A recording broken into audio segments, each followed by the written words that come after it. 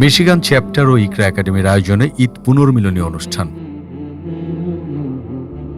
মুসলিম উম্মাহ of North America, MUNA Michigan chapter এবং Iqra academy of মিশিগানের উদ্যোগে গত 28 মার্চ শনিবার ঈদ পুনর্মিলনী অনুষ্ঠানের আয়োজন করা হয়। মসজিদ আল ফাতেহের ইসলামিক সেন্টার অফ ওয়ারেনের এই আয়োজনটি বিকাল 6:30 শুরু হয়। উক্ত অনুষ্ঠানে উপস্থিত ছিলেন মুনা মিশিগান চ্যাপ্টারের নেতৃবৃন্দ, ইকরা একাডেমি অফ মিশিগান, মসজিদ আল ফাত এবং ইসলামিক সেন্টার অফ ওয়ারেনের দায়িত্বশীল ব্যক্তিবর্গ। এছাড়াও মুনা ইয়ুথ ও চিলড্রেন ডিপার্টমেন্টের সদস্যগণও ঈদের আনন্দ ভাগাভাগি করতে পুনর্মিলনী অনুষ্ঠানে যোগ দেন।